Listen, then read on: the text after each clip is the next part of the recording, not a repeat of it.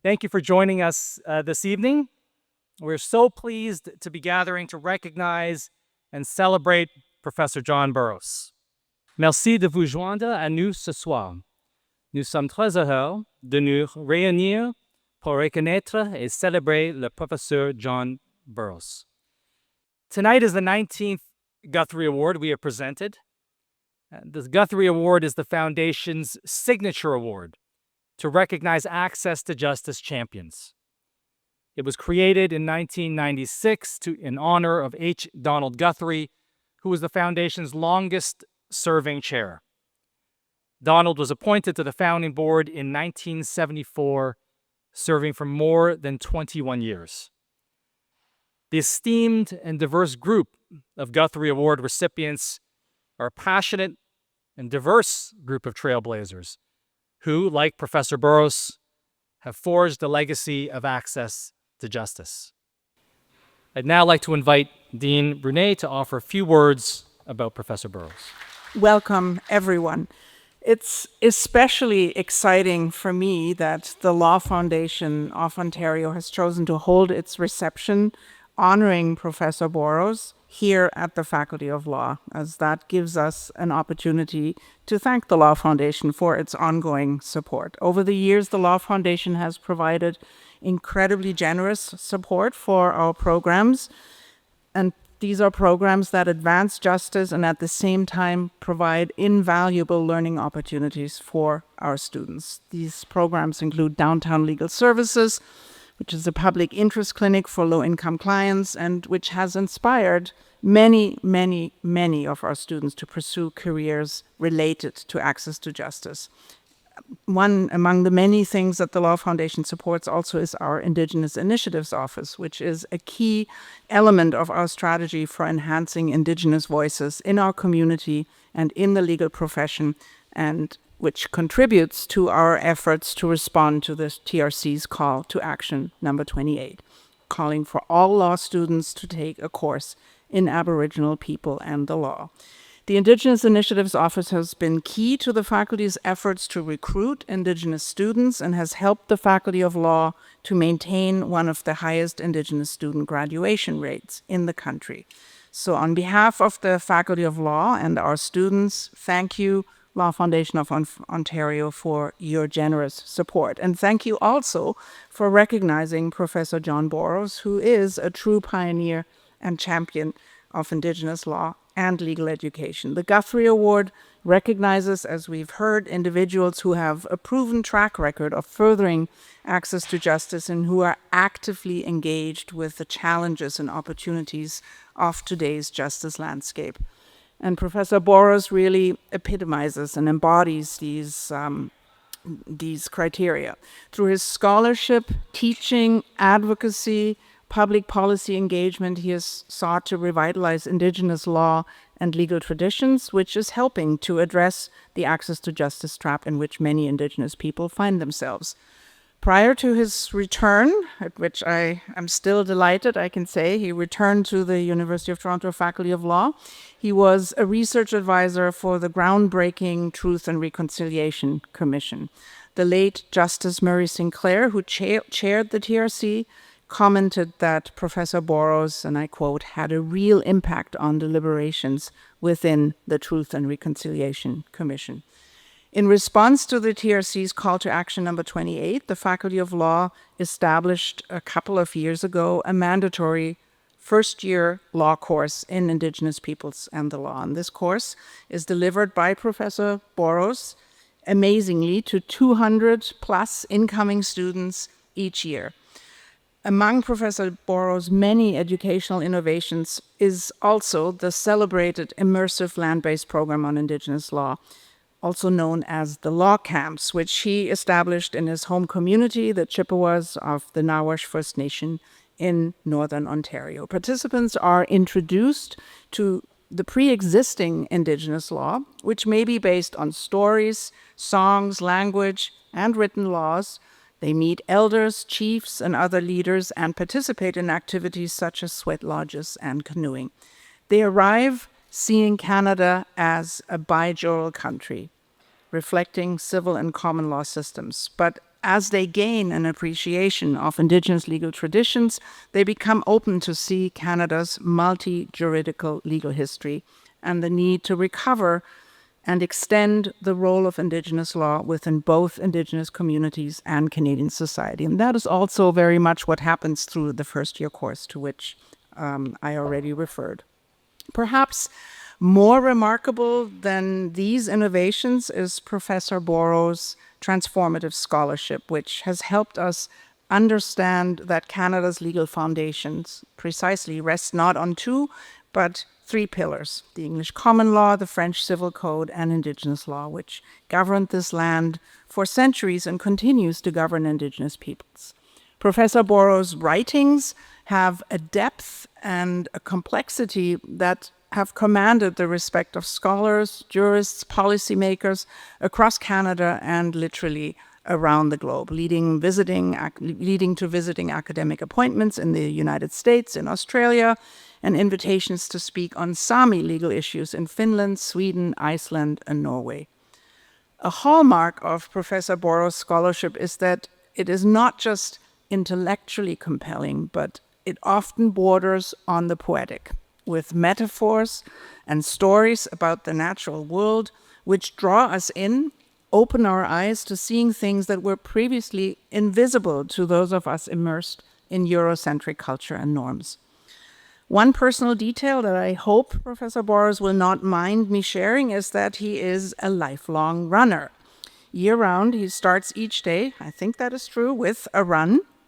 And that brings to mind something that was shared with me by a former dean of Queen's University Faculty of Law, long an admirer of Professor Borrows. He observed that Professor Borrows' great-grandfather was an Anishinaabe runner, someone who literally ran between communities to communicate news and convey messages.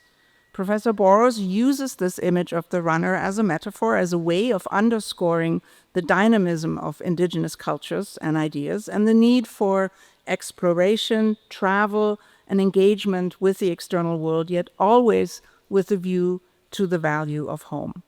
Professor Borrows' work has always involved a dynamic interplay between the local, the national, and international physical and intellectual spaces. He is the legal academic equivalent of the Anishinaabe runner. This comes from my colleague, former law dean at Queen's University. And I love that image, which is why I am reciting it here, because it paints a vivid picture of Professor Borrow's contributions to Indigenous communities, to Canada, and really across the globe. And with this in mind, I once again want to thank the Law Foundation of Ontario for recognizing Professor Borrow's extraordinary contributions. And I would like to both congratulate Professor Borrows and thank him for all that he has done for Indigenous people, Canadians, and for us here at the law school. Thank you. Ani, Catrina Braid, Indigenica, Kitchener, and Ojibway, Miigwech.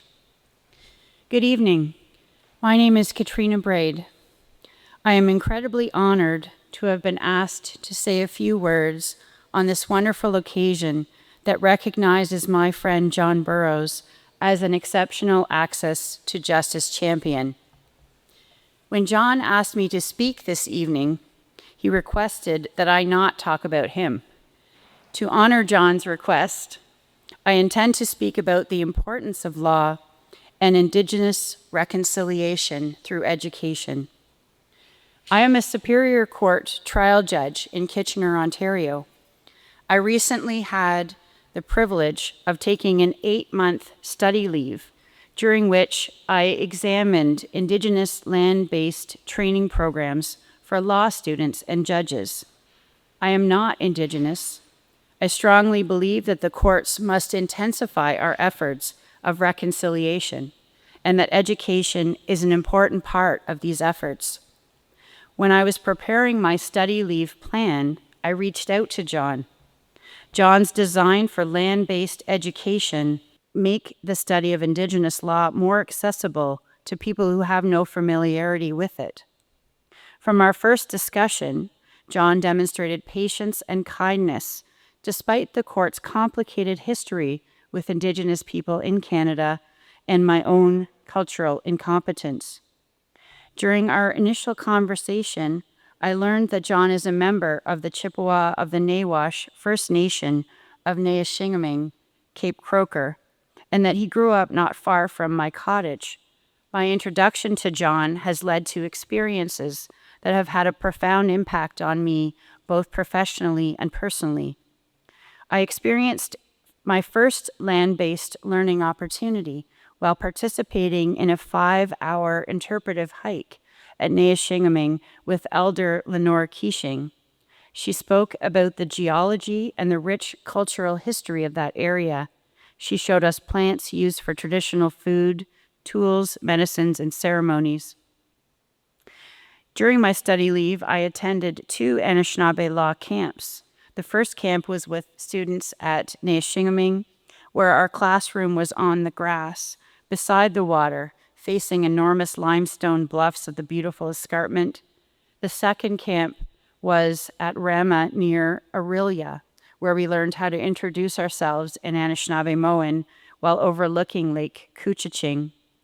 The law students and I were introduced to sources of law found in traditional stories, songs, ceremonies, treaties, declarations, and customs. Professor Jutta Brunnée has already discussed the camps and what we did at those camps. And these were incredible learning opportunities. During my leave, I was fortunate to be able to sit in on some of John's first-year classes here at U of T Law School and read some of his writings. I also had the privilege of meeting and working with academics who taught Indigenous law at Osgoode and TMU law schools. Similarly, I connected with judges and scholars in Brazil and learned about their Indigenous land-based training for judges. I also traveled to Australia and New Zealand to experience Indigenous land-based learning for judges in those countries. I attended judicial education programs on Indigenous land near Melbourne, Australia, and also traveled to New Zealand and attended conferences on Marais, which are the Māori meeting grounds. Finally, I had the opportunity to meet with legal scholars and to attend specialized Indigenous courts in both countries. In my work in the criminal courts, I have seen firsthand how colonization and residential schools, with their policy of assimilation for Indigenous children, have caused intergenerational trauma and resulted in the loss of language, culture, ceremonies, and teachings.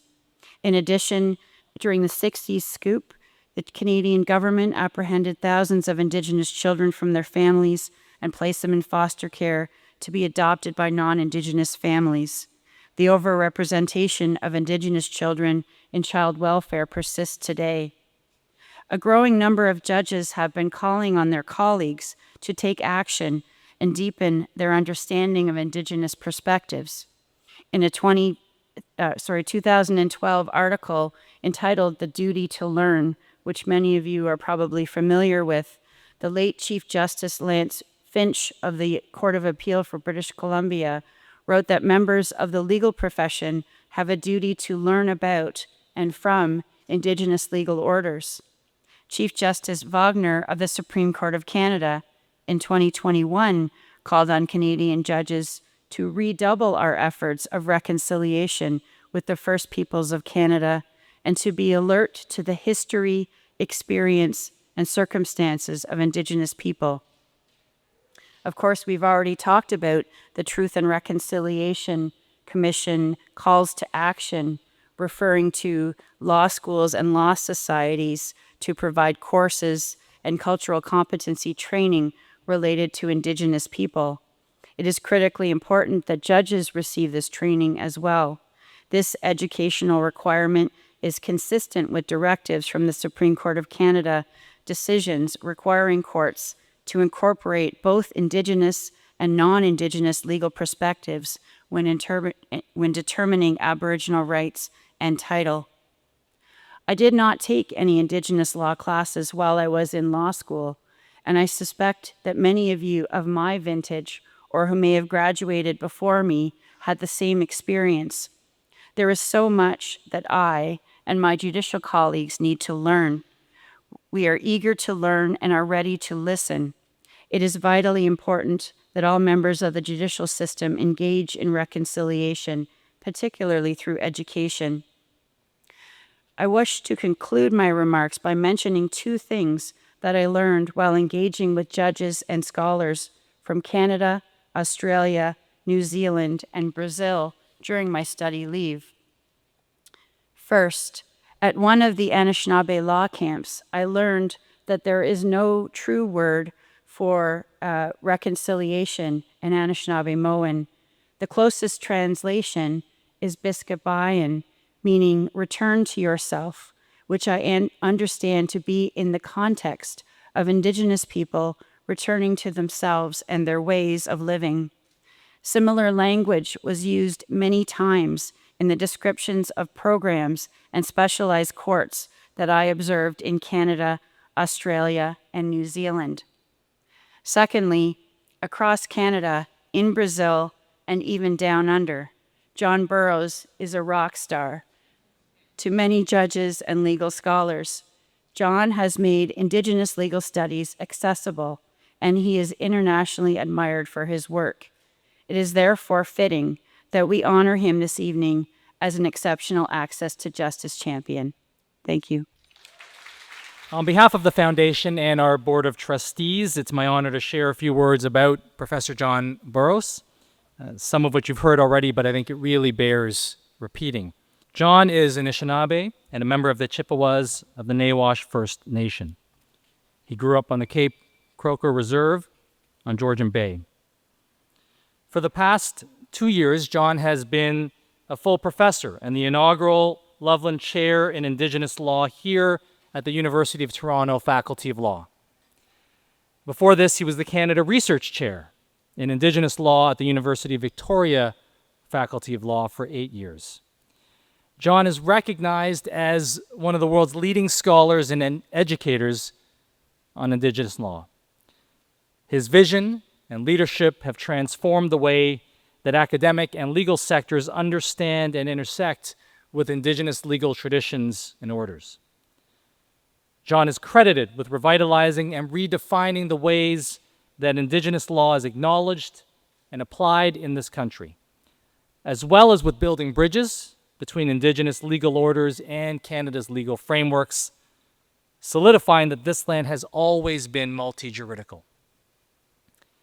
John teaches the law is something you do. It is active, a way of being. And this is John. He brings Indigenous law to life, and he has conceived many firsts to show the way. As a doctoral student and assistant professor in the 1990s, John was instrumental in the launch of the intensive program in Indigenous Lands, Resources, and Governments program at Osgoode Hall Law School. Founded in the aftermath of the Oka crisis, the program includes a 7-week field placement in Indigenous, Aboriginal, or environmental law.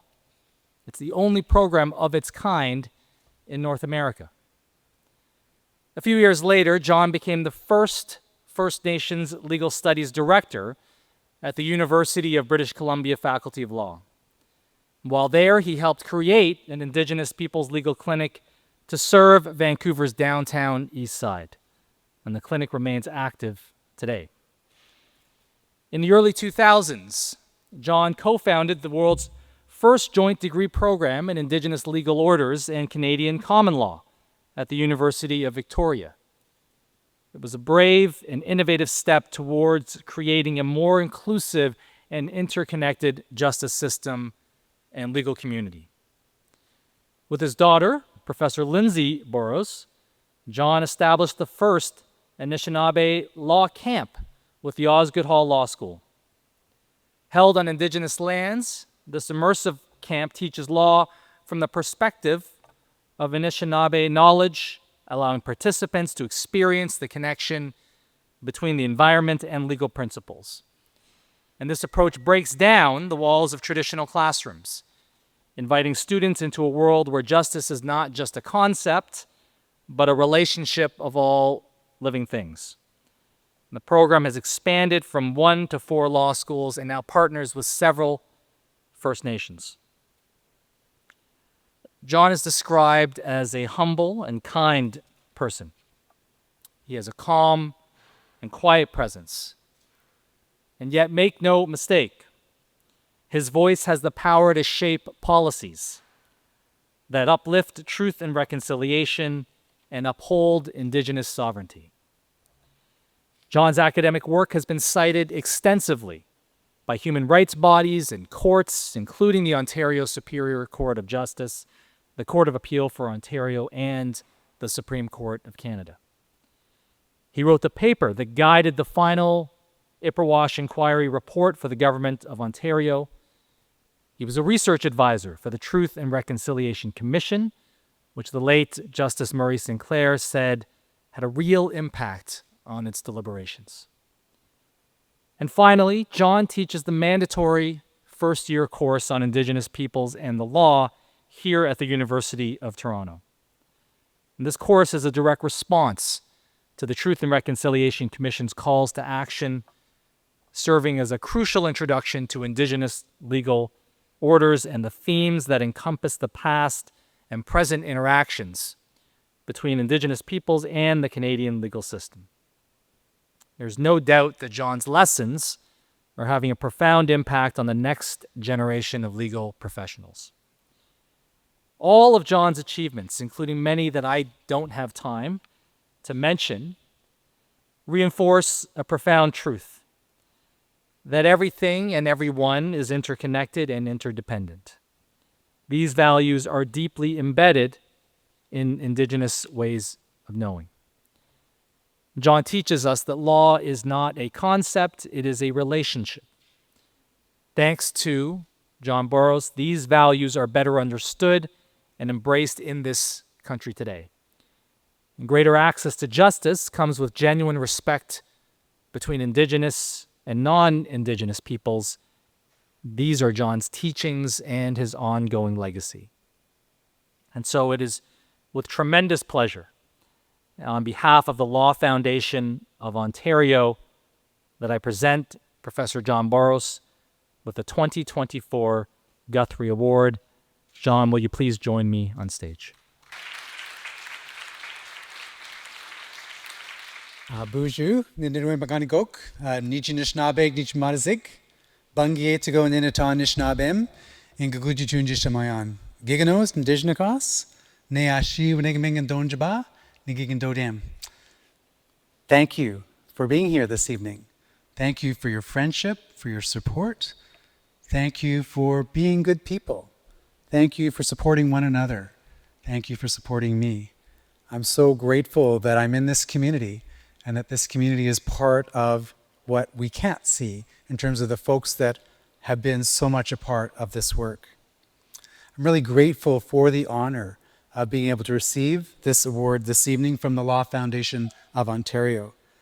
The work of the Law Foundation, as we heard, helps bring access to justice through legal education into communities, into the profession. It is designed to improve all people's lives where it touches in various fields. And I'm grateful for the Law Foundation's support myself over the years with various educational programs and buildings and other things that we've been involved with. My introduction to access to justice was nurtured through what I learned about Indigenous treaty traditions of this land. As you know, Toronto is the traditional home of the Haudenosaunee, the Wendat, and the Anishinaabe peoples. And we have a treaty, this dish with one spoon treaty, that indicates our relationship with our living earth and with one another. Residing in Toronto and learning about its Indigenous treaty and legal traditions requires that we honor our own highest commitments while simultaneously tolerating, defending, and strengthening life ways that are not our own. You see, historically, the Anishinaabe peoples and the Haudenosaunee peoples and the Wendat peoples lived as fierce enemies from time to time. While peace often prevailed, war could shatter hopes for a good life. And when this happened, treaties were made to help revitalize respect for one another and respect for the earth. These treaties arose further because of European expansion, which bred significant challenges for the Haudenosaunee, the Anishinaabe, and the Wendat. Thus, in 1701, this treaty memorialized an agreement to live together in peace. These beaded images of a dish with one spoon symbolized the parties' promises. And I found these traditions alive here at the University of Toronto when I started about 40 years ago. I remember being excited about my future when I started as a student, an undergrad student, across the road here at Victoria College. I had no idea what was to follow. I was the first person in my family to attend university, and the whole thing was a mystery to me.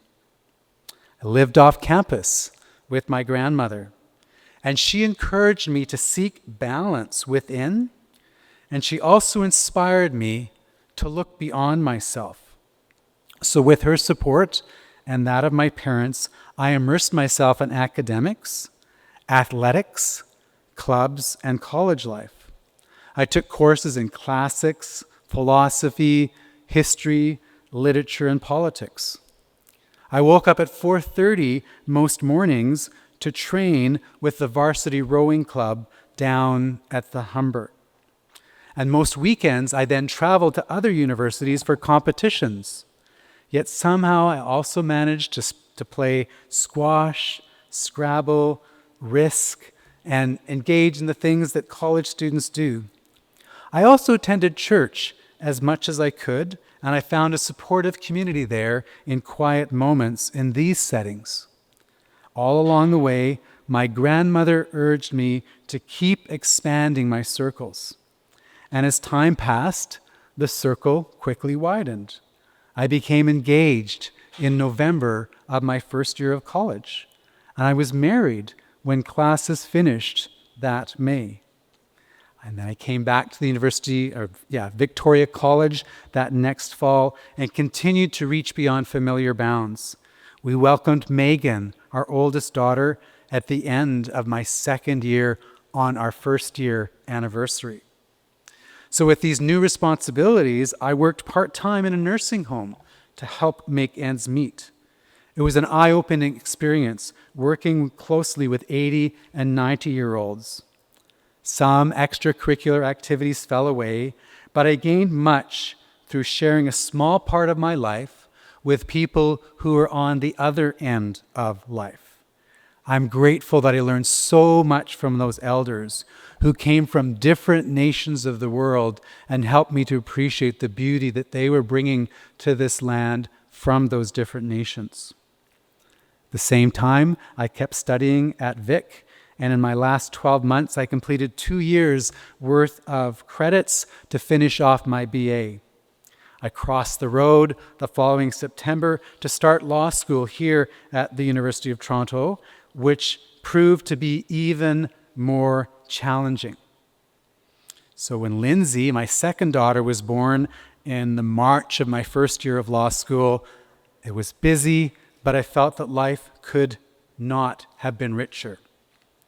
I had no grand master plan, but I was motivated to immerse myself in ideas, traditions, relationships, and institutions that were not always my own.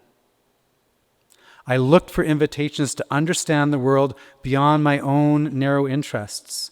I treasured what I received from my communities, and I also wanted to learn about other ways of living. And in the process, I found that I did not have to reject what was familiar when I traveled through new territory. I tried to hold tightly to all the good that I learned at home and to add to that. This inclination might be one of the reasons that I strove to learn transsystemically, that I strove to find legal pluralism, to understand comparison and contrast in multi-juridical contexts. When law is taught through contrast and comparison, we can learn about one another's strengths and weaknesses. These synergies can sometimes generate mutually beneficial alternatives. Legal pluralism also reveals where there's distinctions, gaps, mistakes, and room for improvement. And I've found that in many instances, I don't have to reject the common law to practice Indigenous law. I also don't have to jettison my own legal traditions to work with the law in broader Canadian life.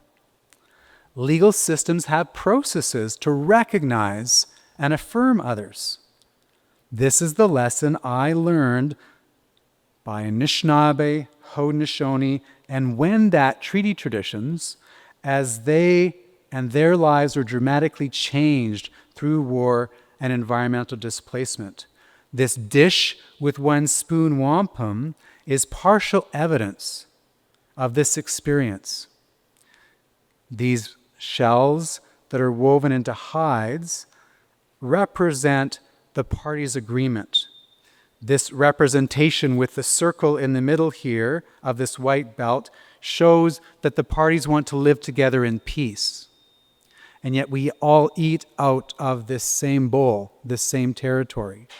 And with this territory, we don't bring anything that's threatening. We bring a spoon, not a knife, not a fork, not something that's going to intimidate others.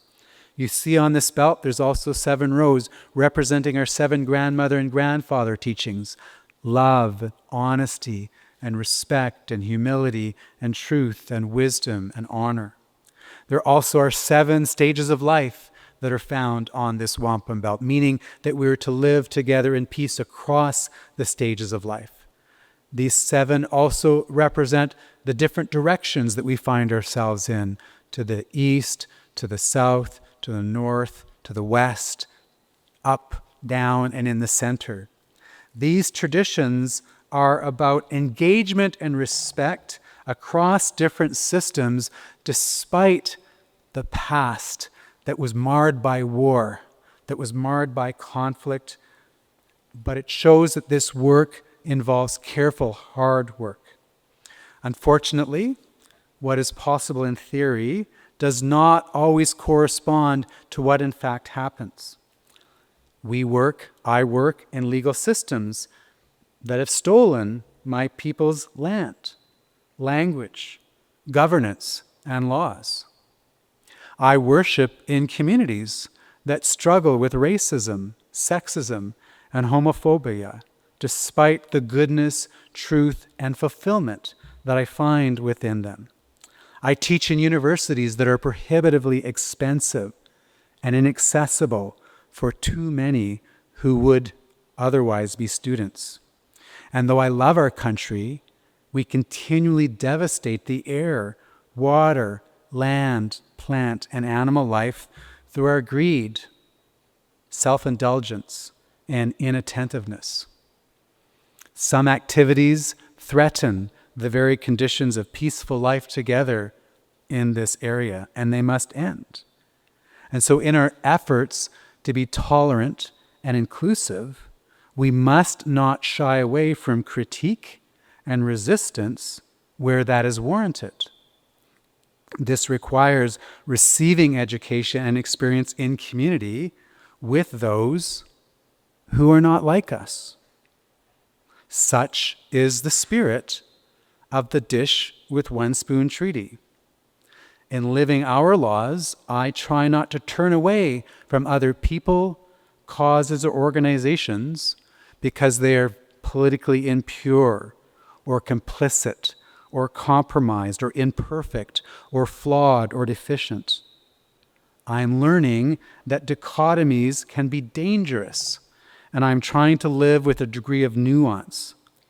I'm worried about judging others through single stories. Most groups, most peoples are riddled with complexities. That's why the wisest of our traditions contain resources to challenge our own conceits. These traditions at their best reflect the truth that a fish doesn't know about water until the first time it jumps into the air. We need the experience of contrast to understand what we might otherwise take for granted.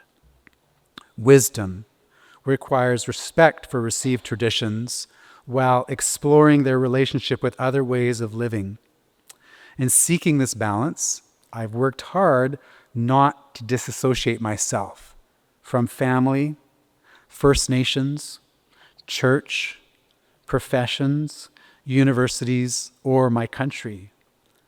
I hope that I'm trying to strive to honor our commitments by treating and testing their relevance in the wider world. Tradition can be the dead faith of living people or the living faith of dead people. Our traditions need to be something that's continually engaged with others. In fact, as we do this, embrace the best of our traditions, this allows us to learn more about other people's traditions if done well. So what do I learn about this treaty? What do I learn about what the Haudenosaunee, the Anishinaabe, and the Wendat did in this land, continue to strive to do in this land? It is to live well in our own space and respect other people's lands. It's to treasure your own tribe and learn how to make friends with your enemies. It's to listen to elders from your own communities and learn from those elders who come from other lands. It's to be a good guest and a gracious host.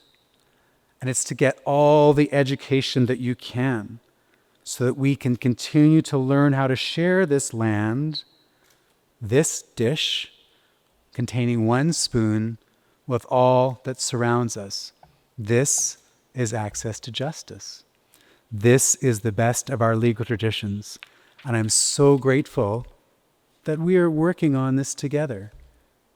And I see this in all of the colleagues that I'm engaged with here at U of T bringing the best of what they hope to bring to this.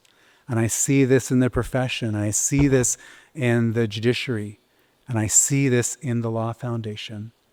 And I'm grateful that we have guides from many different directions that can help us live into this peace in this place where there has been war, so that we can continue to enjoy all that directional and lifelong opportunity that comes from understanding the strengths that we can weave together with one another. Miigwech Bizinduig Mi'u Ahau. Thank you so much for this honor.